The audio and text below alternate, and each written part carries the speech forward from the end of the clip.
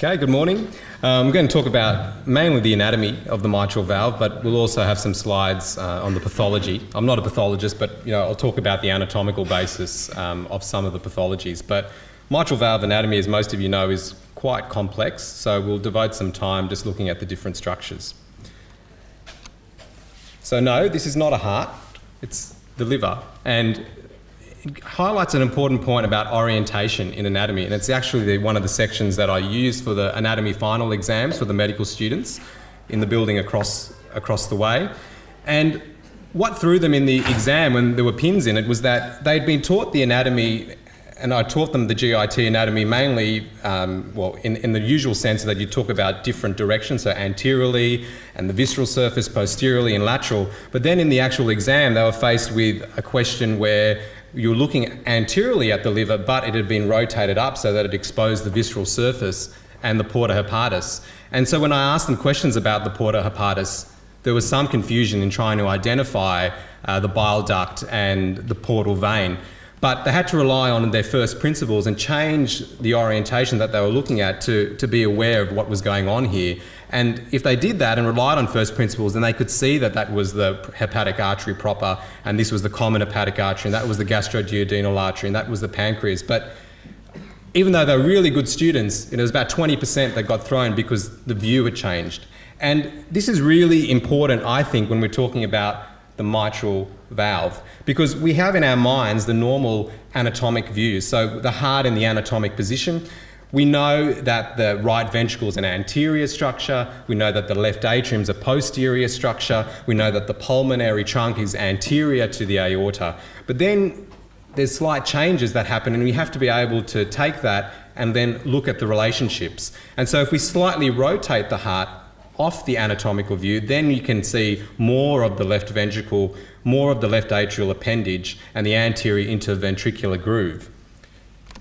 Then we think about the relationships between the left atrium, the mitral valve, and the other structures. And this slide's mainly for the medical students here to tell you about why we use transesophageal echocardiography to look at the left atrial appendage and to look at the mitral valve. Because look how close the esophagus is in relation to the left atrium, which is that true posterior structure.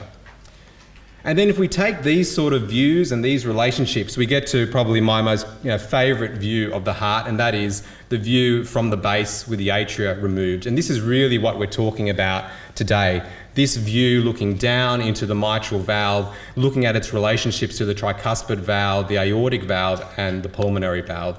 And this is something we have to be able to, as cardiologists, as sonographers, be able to communicate to our cardiothoracic colleagues, and likewise for our cardiothoracic colleagues who look down at this view very often, they have to be able to relay that back to us. So it all comes about looking at the orientation and then being able to change the anatomical position for a particular situation. So when I think about the mitral valve, I divide it into the leaflets, the annulus, the Chordae Tendinae, and the papillary muscles. So really, we're talking about the leaflet and then the subvalvular apparatus. And that's the way I try and think when I report an echocardiogram, to report on the mitral valve, is talk about the leaflets and then what's happening underneath. And the name mitral valve, the bishop's mitre, is probably attributed to really the godfather of anatomy, Andreas Vesalius, during his time in Padova. But around the 1500s, people like Leonardo da Vinci were drawing the mitral valve, and you can see how he elegantly drew all the Chordae Tendinae. So let's go through it. So it's talking about the leaflets. So myself included, clinicians, we say anterior leaflet, posterior leaflet. Anatomically though, that's not correct, because you can't have the P1 or the posterior part of the leaflet being actually anterior to A3. So anatomically, we would actually say the aortic mitral leaflet and then the mural mitral leaflet. But throughout this talk, we'll just go with anterior and posterior. So with respect to the posterior or the mural leaflet, it's relatively narrow and it actually extends 2/3 around the AV junction. And as we know, it has these indentations or scallops along its free edge, but they do not extend into the annulus, because if they did, it would result in pathological mitral regurgitation. And then lateral to medial, we by convention name them as P1, P2 and P3, with P1 being actually adjacent to the anterolateral commissure, and then P3 being adjacent to the posterior medial commissure, designated by the triangles. When we then compare this to the aortic leaflet or the anterior leaflet, it's relatively broad and it extends only 1/3 around the AV junction. But even though it's only 1/3 around the AV junction, it's actually in fibrous continuity with the non-coronary cusps and the left coronary cusps of the aortic valve. So it actually gives it that extra strength, that part around the AV junction. And it's actually arbitrary that we divide this into A1, A2 and A3 because there are no scallops in the anterior leaflet. So it's not surprising that others have proposed a different naming structure.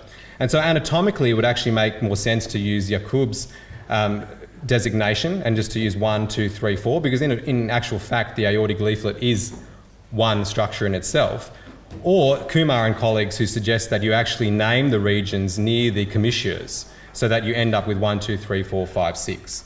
But by convention, we use Carpentier's method, the French cardiothoracic surgeon, because it actually relates to functional pathologies, and we'll learn about that later.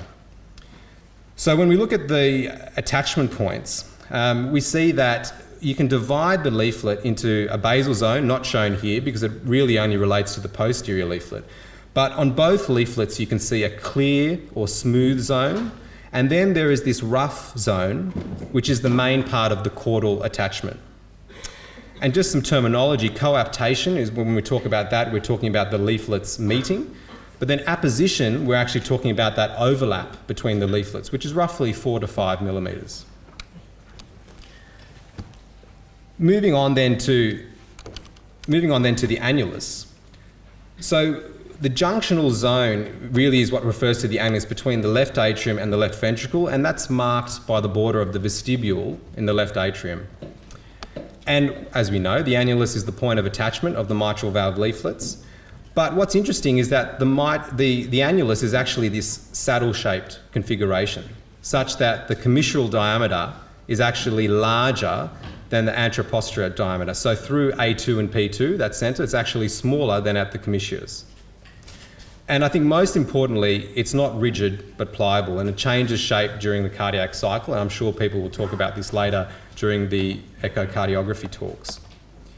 I really like this prosection because it's very similar actually to what you'd see on a 4-chamber view on echo. And you'll notice that the left AV junction is actually offset relative to the right AV junction, and that the mitral valve leaflets do not attach to the actual ventricular septum. Now compare this to the tricuspid valve, where you can see it actually, the septal leaflet is attaching to the ventricular septum. And at the right AV junction, designated by these 2 yellow lines, you can actually see there is overlap between the atrial and ventricular musculature. So that becomes important when we go back here to this view and we see that the annulus is actually in fibrous continuity via the fibrous trigones, and it anchors itself to the ventricular wall. So the right trigone is larger than the left trigone, and it will actually join together with the membranous septum here to then form this thing called the central fibrous body, which is nicely shown also in this dissection. And within that central fibrous body is the bundle of His. So anatomically, obviously, it's very important. And between these trigones, then you actually have the aortic mitral continuity, or called by the surgeons often the aortic mitral curtain. So really this 1/3 of the annulus is actually quite strong because it has those fibrous attachments and it has that fibrous continuity with the aortic valve, whereas the remaining 2/3, which encompass that posterior leaflet, are a lot more flexible because it's in more contact with the actual atrial and ventricular walls. So moving on then to the Chordae Tendinae. So the chordae are really these fan-shaped cords, and they run, as we know, from the papillary muscles, and they insert into the leaflets, and that's why you get that parachute appearance. But there are actually 3 types of chordae. So you have primary cords which attach to the free edge of the rough zone, and then you have secondary cords which attach more to the ventricular surface but also of the rough zone. So what I mean by that is that when you go back here and you look at the rough zone, the primary cords will attach to the free edge, and then on the underneath the ventricular surface, then you will see that in this region here would be the attachment of the secondary cords. So still within the rough zone. But that has significance with pathology because the primary cords, because they attach to that free edge, are designed to prevent prolapse. So if you lose some primary cords, you can get mitral valve prolapse. Whereas those secondary cords are needed for coaptation, so the leaflets coming together. So if you lose those, then you'll get this central mitral regurgitation. Unique to the posterior leaflet or the mural leaflet of the mitral valve, there are tertiary cords, which actually don't attach to the papillary muscles. They go directly from the ventricular wall and go to this basal zone on the leaflet, which is unique to that posterior leaflet. And the surgeons will know that there are usually two secondary cords of the anterior mitral leaflet that are the largest and thickest, and they're called strut cords, and you can see them here. And they arise from the tip of the papillary muscle, and they're thought to be the strongest. So moving on to the papillary muscles. So again, the anatomy differs to what we say clinically, because clinically we say there's the posterior medial papillary muscle and the anterolateral papillary muscle. But anatomically, when you look at the heart in the anatomic position, that's incorrect. And it would actually, you would say it's the posterior superior muscle and the antero-inferior muscle. We know that the papillary muscles are located in the mid to apical segments of the left ventricle, as we would see on short axis on echocardiography. And the posterior medial papillary muscle can have up to 3 heads, but this varies greatly in, for instance, degenerative mitral valve disease, where you can see multiple heads on this papillary muscle. And it's not surprising that we're designed in such a way so that the papillary muscles ensure that the cords arise from the tips and that they supply both leaflets. So if you lost one papillary muscle, you wouldn't lose an entire leaflet. So there is crossover. So what happens then is the posterior medial papillary muscle will give cords to the medial half of both leaflets. And so it will supply or give cords to the posterior medial commissure, to A3 and P3, and A2 and P2, but not to A1 and P1. Likewise, the anterolateral papillary muscle will give cords to the lateral half of both leaflets with the anterolateral commissure, A1 and P1, and then A2 and P2, but not A3 and P3, which becomes important with pathology. And in terms of blood supply, if we are looking at somebody who is right dominant in their circulation, so 85% of people, then the right coronary artery will supply the posterior medial papillary muscle. But the anterolateral papillary muscle will have a dual supply between the LAD and the circumflex artery. And likewise, supply to the AV node is very much similar. And this is really interesting because, the AV node, as we said, is near that central fibrous body where the bundle of His is, so in this vicinity here. But when you have somebody who is, normally right dominant circulation, you'll see the circumflex artery stays pretty much well clear of this posterior mitral valve leaflet because it doesn't need to get anywhere to this vicinity because the AV node is going to be supplied off the posterior descending artery, which comes off the dominant right coronary artery. But look what happens when somebody has a dominant left system and they have a dominant left circumflex artery. Look how close and how it wraps around that posterior mitral valve leaflet. And that has important implications for cardiac surgery and also when we hear about devices that you're going to insert into the coronary sinus to try and fix the mitral valve. So then moving on now to a bit about pathologies, and this is probably revision for a lot of people, but as I said, we follow with nomenclature and naming the leaflets, we follow Carpentier's method, and that's because functionally it also relates to some of the pathologies. And so the Carpentier categorization really describes the leaflet motion in relation to the plane of the annulus. So we're looking at the leaflets and where they close, and give or take a few millimetres, we're talking about them being in the same plane as the annulus. So type 1 dysfunction is where there is mitral regurgitation, but the leaflet motion is normal. So it's still coapting and opposing in the same plane as the annulus. But the problem is that the leaflet may have a hole in it, usually due to endocarditis, or the annulus itself has dilated because of left ventricular remodeling, such as with a dilated cardiomyopathy. So the leaflets are closing properly, but there's a gap in between. Type 2 refers to leaflet prolapse, and that's usually due to degenerative disease or myxomatous disease. So here the leaflet motion is excessive, and the leaflets are actually closing above the annular plane into the left atrium. Then type 3 is divided into two further categories. So type 3A is where there's leaflet restriction, so the other way, so it's not prolapsing, but it's actually restricted in its motion. But it can either be restricted throughout the cardiac cycle, in systole and diastole, as we would normally see with rheumatic disease, or it can just be in systole alone, and that's usually due to a so-called ischemic MR, where there's remodeling because of an infarct, and you get restriction, usually in that posterior leaflet. So when you break it down and have a look overall, you see that the commonest causes of mitral regurgitation are degenerative in 60% of cases, rheumatic or termed post-inflammatory 12%, and functional being about 25%.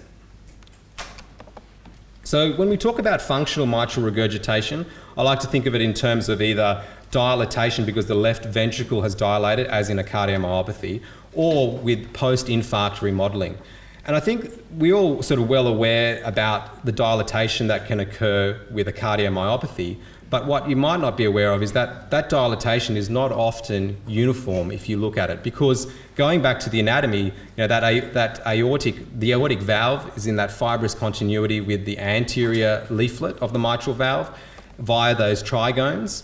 And so that adds that strength to that part of the annulus, making it less prone to dilatation. So even though the whole left ventricle is dilating uniformly in a dilated cardiomyopathy, it's going to pull more on that 2/3 of the annulus that are mainly muscular. So those 2/3 that are around where that posterior leaflet of the mitral valve is. So that actually when you look down, it's more, there's going to be more dilatation in this region here.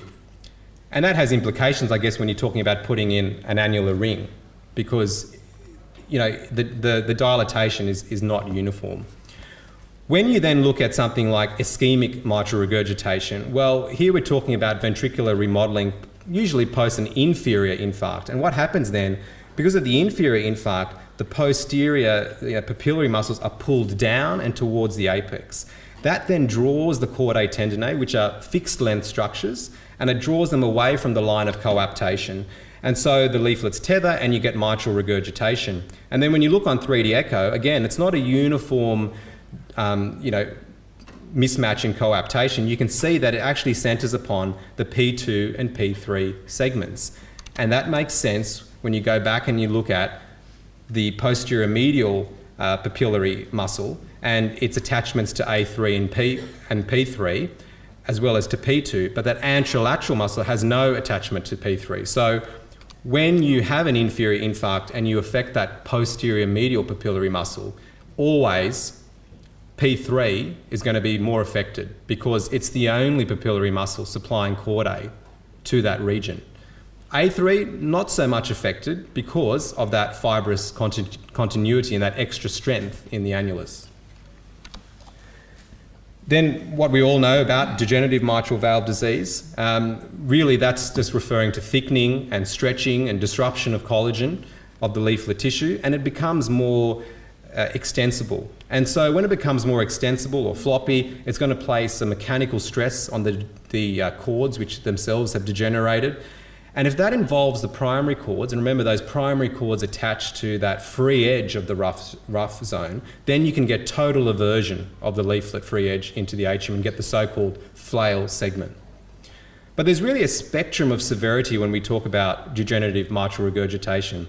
On one end is fibroelastic deficiency, and that's really just a single prolapsing segment, example here, A1, and that's usually due to a focal chordal elongation. So the leaflets themselves actually look normal.